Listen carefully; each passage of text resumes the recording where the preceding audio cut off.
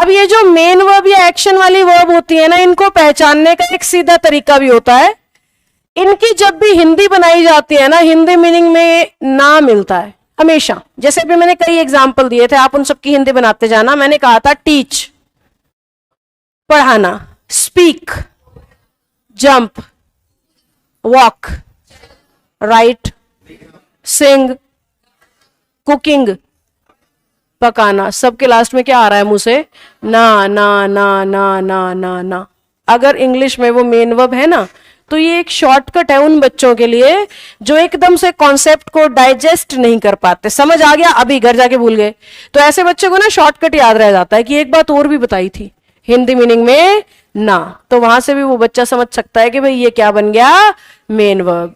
अगली बात बताऊं, ये समझ आ गई तो अगला पॉइंट कह रहा है कि जब भी इंग्लिश में किसी मेन वर्ब को आप यूज करोगे ना, तो वो 5 फॉर्म्स में यूज हो सकती है।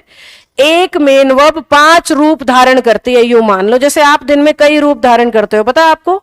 अभी आप स्टूडेंट हो, घर जाते ही बेटे हो जाओगे, बेटी हो जाओगे, ब्रदर हो जाओगे, सिस्टर हो जाओगे, कोई शादीशुदा है हस्बैंड हो जाएगा, वाइफ हो जाएगा, बच्चे हैं तो मम्मी और पापा भी हो गए। इंसान तो एक, पर रूप कई।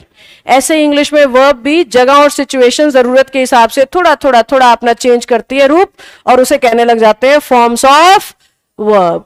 और वो कितनी बनती है मेन वर्ब की? 5। जोर से बोलना पड़ेगा एक बार और।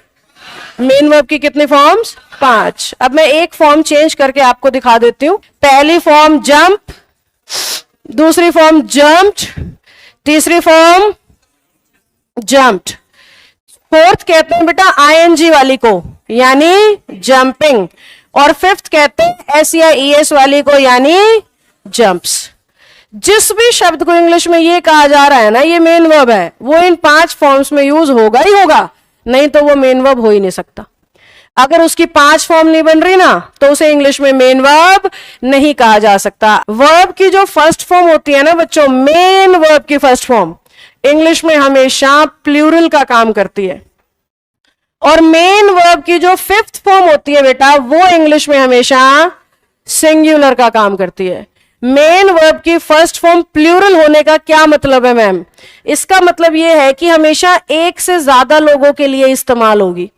सिंगुलर होने का क्या मतलब है? किसी एक के लिए इस्तेमाल किया जा सकता है। फॉर एग्जाम्पल, अगर मैं इस पेन के बारे में कुछ कहना चाहती हूं तो मुझे V5 लगानी चाहिए। दिमाग में प्रोसेसिंग करो।